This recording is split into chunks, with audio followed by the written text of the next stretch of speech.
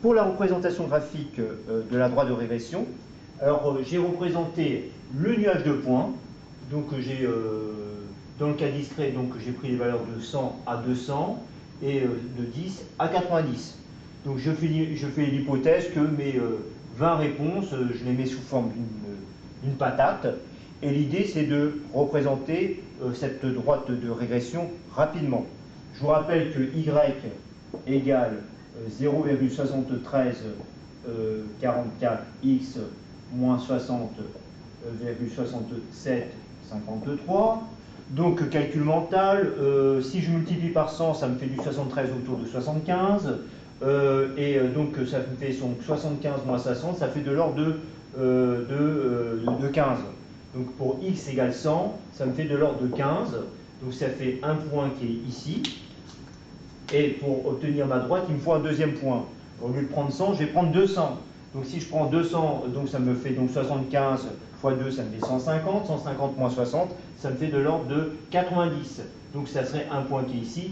Voici en gros ma droite de régression de y par rapport à x dans le cas discret. Alors, droite de régression, pourquoi le terme régression?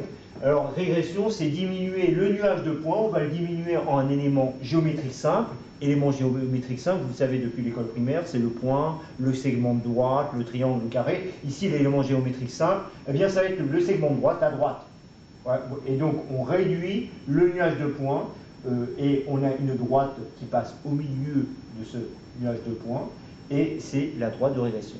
Petite remarque, cette droite est obtenue en minimisant, c'est la droite appelée aussi des moindres carrés, en minimisant les distances verticales, je dirais, entre chaque point et en minimisant toutes ces distances, eh bien, on définit une droite unique qui est la fameuse droite de régression.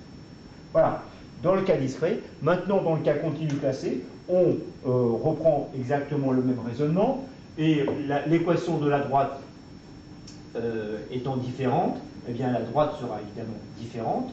Donc y, cette fois-ci, est égal à 0,4276 x moins 8,572. Et donc, je fais la même chose. Si x est égal à 100, donc ça me fait donc 42 ou 42,7, donc en gros 45, moins 8, ça me fait au moins 10, ça me fait de l'ordre de 35 par exemple. Alors 35, je mets un point ici.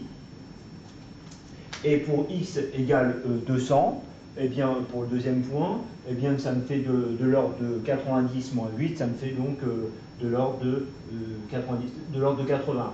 Voilà. Donc, voici approximativement la droite de régression y par rapport à x dans le cas continu classé. Voilà. Ce qu'on retient, c'est que comment on a bien une tendance croissante.